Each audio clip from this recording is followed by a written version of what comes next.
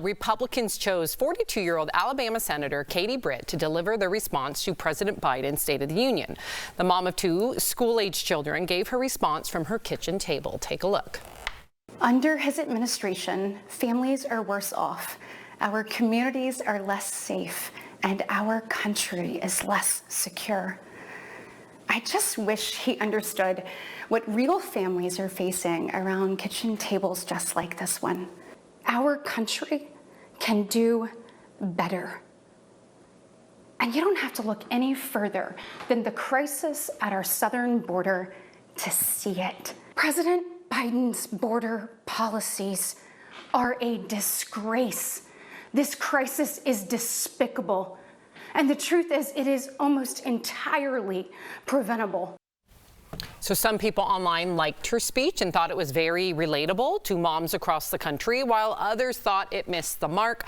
In fact, Republican Charlie Kirk, the founder of Turning Point USA, said, quote, Katie Britt is talking like she's hosting a cooking show, whispering about Democrats don't get it. Tori, you're making a face. Someone also wrote the range. She went from this weird lean back, I'm in the kitchen, we're having a talk, to like it's whisper time.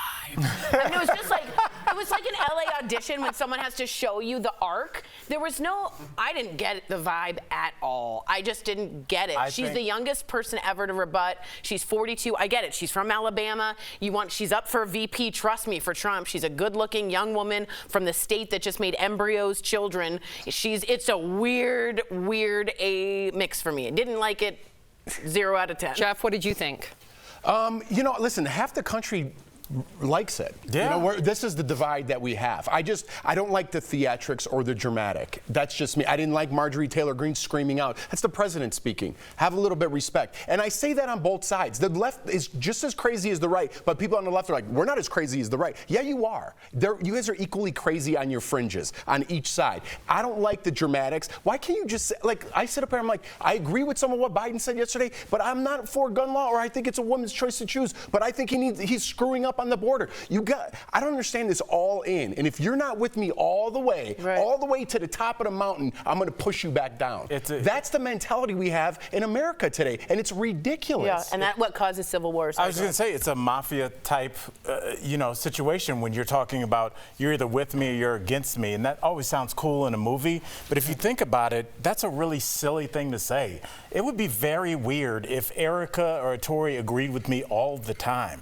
What you want is people around you to be like, I get you on the first part, Al, but let me tell you why people are going to have a problem with what you said on the back. And I'll be like, oh, that's how you evolve your thinking. But you're not allowed to do that because there is no room for nuance. Right. It used to be the middle of the road, Jeff, and what you're talking about, the fringes were the ditches. And now it seems like the ditches have taken over most of the road. So now it's just like this weird thing where if you are a Republican, and I think we saw this a lot with Haley's campaign, she found herself in the middle of a rock and a MAGA place. Correct. In that the MAGA base was not coming along, but she found a lot of Republicans that are like, I'm with this. I like what you're saying. She's very conservative. And even she wasn't conservative enough. So what do you do if you're that person that's coming behind her? So I think there's a lot of, but I think you're right, Jeff. I think she embodies a lot of the country.